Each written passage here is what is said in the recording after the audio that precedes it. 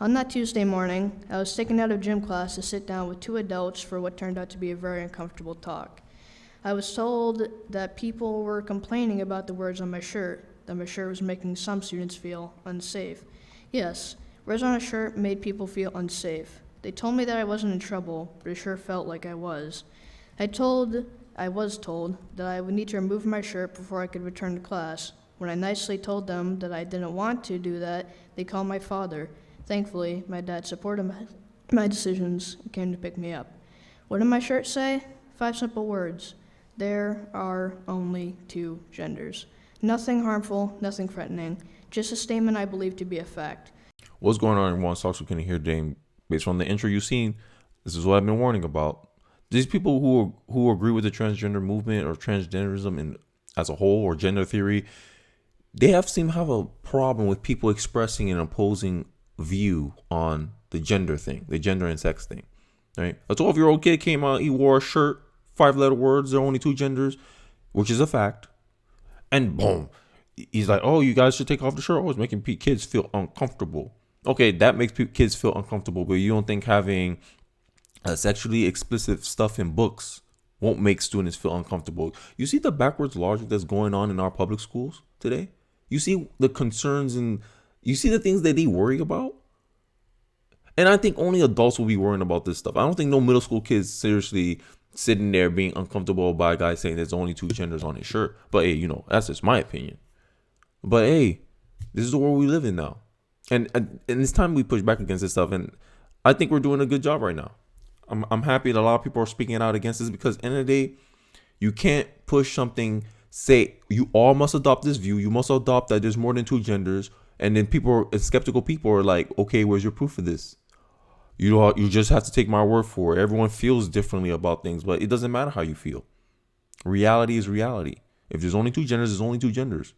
You can think there's more than 2 genders, but if you ain't got no proof, you can't force people to just comply and be like, yo, this is the popular culture. This is what you're supposed to expect, and this is what you're supposed to say. It almost reminds me of what happened in the Soviet Union. They put on the wall 2 + 2 = 5, and the point of that phrase is not to tell you truth, but to show you this is what you're supposed to say, to know that you're in line with the party, with the state, with the powers or authorities that be. And transgenderism is starting to be the same thing. That's what I'm saying. Hey, look, these people don't like tolerance. They like submission. They want to prosecute you, put you in jail, shame you, shun you. It's craziness. The least logical thing is the most tolerated thing, and the most logical thing is the most ill tolerated thing. It's crazy to me in this world today. But hey, this kid will go into more of his testimony about how these teachers have the wrong focus. And this is the school board we have today. But like I said, the school board do not have the kids' best interests at heart. Let's take a look at the second clip, and I'll give my thoughts at the end of it. Let's take a look. I have been told that my shirt was targeting a protected class. Who is this protected class? Are their feelings more important than my rights? I don't complain when I see pride flags and diversity posters hung throughout the school. Do you know why? Because others have a right to their beliefs just as I do. Not one person, staff, or student told me that they were bothered by what I was wearing. Actually, just the opposite. Several kids told me that they supported my actions and that they wanted one too. Hey, you see, now you heard that. So, based on what he's saying, he's right. Why is the LGBT flag allowed to be flying around, right? And no one's prosecuting the teacher for having it up. Oh, this is making kids feel uncomfortable, right? Because this has been my main issue with identity politics, the victim Olympics, right? The nation of victims, is because there's a hierarchy in it, right? And in that hierarchy, certain people are allowed to be offensive and certain people are not allowed to be offensive. If you're on the bottom of that hierarchy, you're not allowed to be offensive at all. AKA this white kid right here, right? I have to reference this race because this is important to my point that I'm trying to make with identity politics. That its only purpose is to serve, is to divide people and make people tribal. That's it. Because if you're a transgender person, you're going to see this kid as, oh, he's being offensive. He's mocking me. Oh, he's making fun of me. When he's just saying, no, this is my worldview, right? Just like an atheist can't go in and go to a Christian school and say, this should be closed down because Christianity shouldn't be allowed in our country. No. Just like a Christian can't go to an atheist and say, you have to believe in God. If you wear a shirt, say like Nietzsche, God is dead, A Christian can't, oh, I feel uncomfortable with his shirt. No. But for some reason, you stating a fact, a provable fact, there's only two genders, and people have a problem with you. Oh, it's making me feel uncomfortable. What, truth make you feel uncomfortable? Reality makes you feel uncomfortable? You better learn how to deal with reality sooner or later. Because the longer you live in La La Land thinking that reality bend to your will, the more of a setup you'll have in the future when you find out reality is reality. And no matter how much you run from it, you must face it. This is kind of the culture that we're pushing our kids towards. We don't push our kids to a culture where they have to accept reality, that they have to confront the difficulties of the world. We're teaching our kids that they can, just push it off, reimagine, close their eyes to what's facing them.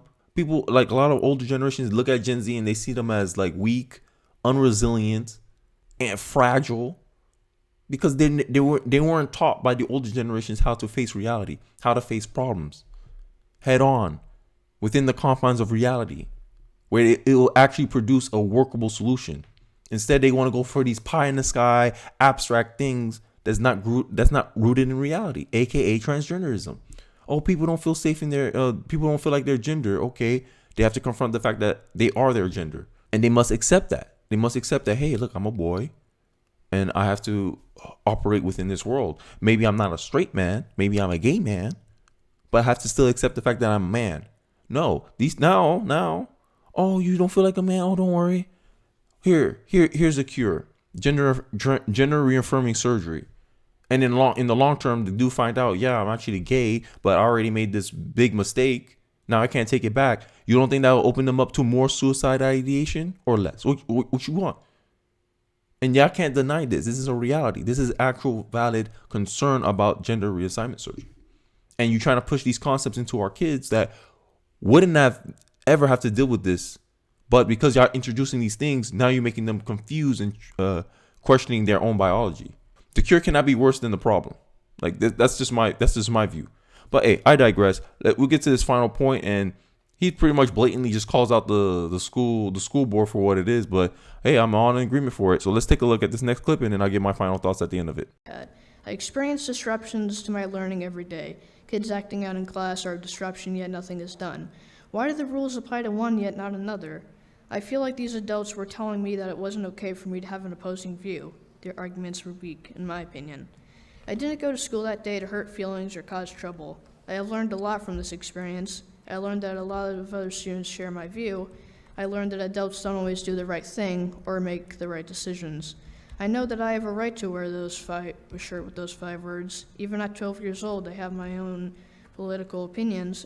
And there you go. He exposed the hypocrisy, saying, hey, there's more disruptive things in class, but you don't call that out. And I've been saying this for a long time. A lot of people think, like, when we compare public school, private school, why private school do better. It's just, to me, private schools just have standards.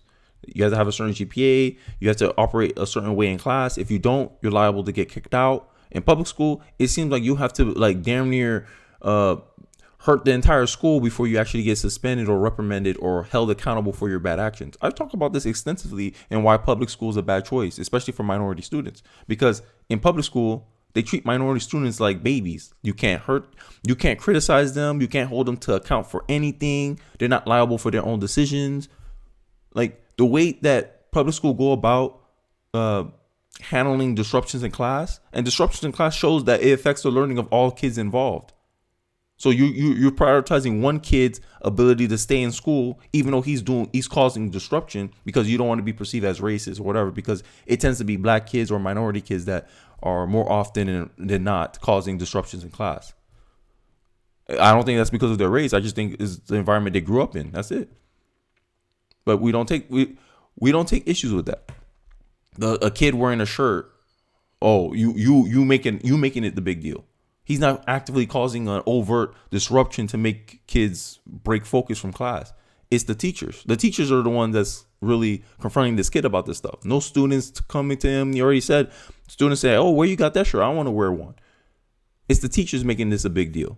Teachers are overwhelmingly Democrat, I already told you. So there's a bias there. Teachers should focus on teaching their kids, not trying to push a political ideology. But this is the world we live in now. I just want schools to get back to being apolitical. And to me, there's only 2 genders is an apolitical statement. It shouldn't be a political statement. Just like people say Black Lives Matter shouldn't be a political statement, it should just be a fact. I agree. So should that shirt he was wearing as well. But it seems like people want to pick and choose when they want to apply rules. But hey, I digress. You guys let me know your thoughts in the comment section. What you guys think about this. Let me hear your thoughts in the comment section. I really do appreciate you guys for watching to the end of the video. Don't forget to like, comment, and subscribe. And I'll see you guys on the next one. Peace.